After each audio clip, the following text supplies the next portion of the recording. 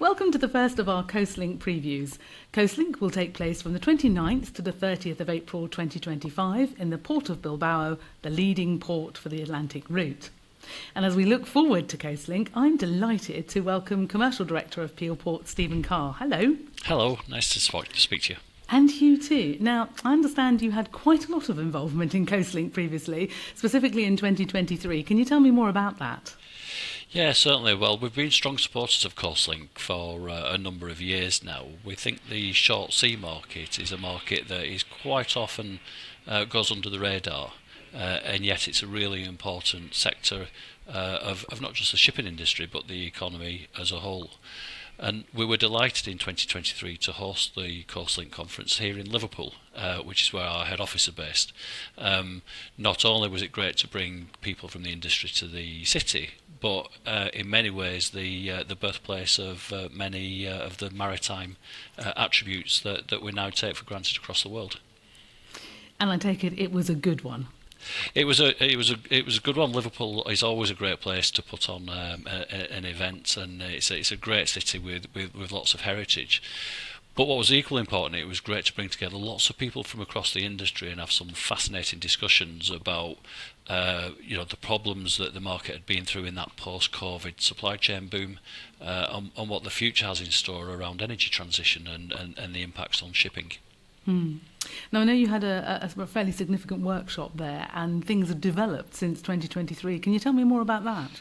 Yeah, I think, across a number of subjects, things have moved on apace. One of the key themes that was discussed in the workshop is how do we tackle the transition to net zero? What's the role of short sea shipping in there? And I think what's been seen in the industry through government policies and just the general mood is quite a rapid move towards people adopting zero carbon technologies. Take for example here at the Port of Liverpool in 2020 we set out our ambition to be net zero by 2040, and we've already decreased emissions by 40%. If you look in the policy arena, one of the things we talked about is, do governments subsidise clean fuels or do they tax polluting fuels? And, we can see through emissions trading schemes and various incentive programmes that have been put in place that some of those policies are now starting to hit shipping and will continue to do so as we move through the rest of the decade. So, yeah, things have moved on apace. And there are lots of changes of government right across Europe. That's going to be quite interesting next year, isn't it? Yeah, well, I think if you take the UK, we've probably had more governments than Coastlink conferences in the last few years. But you've seen quite significant change and some quite extreme opinions around Europe coming to the fore. One of the things I think is really important is that the environmental agenda is not missed. But equally what I think is important is that maritime has a far greater voice within the discussions about how supply chains can decarbonise. It's not just in my mind about looking at the shipping industry and what we can do to decarbonise. That's very important. But actually the maritime sector, through running longer sea routes between geographies, can actually help the freight system decarbonise, given maritime's role as the cleanest fuel on a mile-for-mile basis that there is. So many discussions to come. So looking forward to Coastlink 2025. We're obviously going to welcome you as a speaker there. And I know you're going to be looking at that focus on the renaissance of short sea shipping. Can you give us a little bit of a sneak preview, perhaps? Yeah, I guess the theme of this discussion is actually, part of it is centred in looking backwards. And whilst the container market in the UK hasn't significantly grown over the last few years, the volumes of trade from Iberia and the Mediterranean countries into the UK have nearly doubled over the last decade or so. So actually it's probably an unsung success story already. My view and what I'll be doing through the presentation is actually challenging the audience to say, could this market grow even faster? Let's not rest on our laurels, and the reasons why it might grow faster are numerous. We've already talked about environment and the role shipping can play in taking emissions out, and that's a key component. But you've also got a number of challenges coming that will start to question the paradigm of having manufacturing so far away from the points of consumption.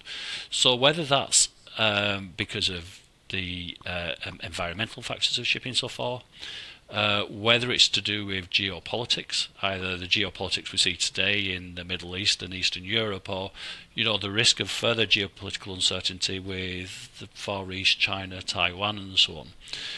Nobody knows what the next crisis is, but the one thing we've learned over the last 5 years is the days of a very benign global economy are behind us.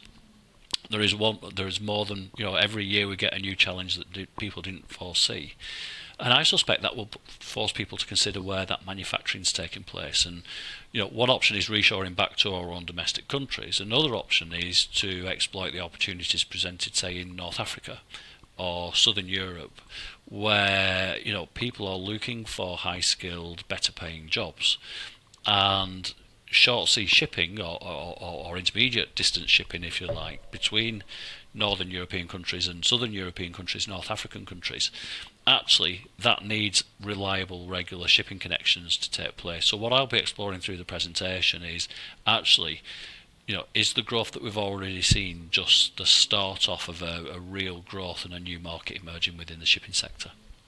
It'll be very interesting. And of course, ports are reaching out further, both physically reaching out, but also what they do is expanding too. That's another area, isn't it? Yeah, it will do. And I guess there's on that theme of growth. One of the things I highlighted to people when they visited Liverpool a couple of years ago is that the port, the main hub of container activity now, is 10 miles further north than where the port was first born about 300 years ago. So you always see physical change in ports, but actually the role of that ports do changes, and ports are no longer places where ships visit.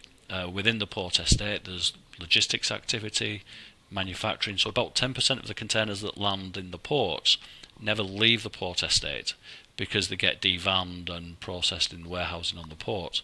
But then we're then responsible for how do you provide efficient journeys to the customer inland as well.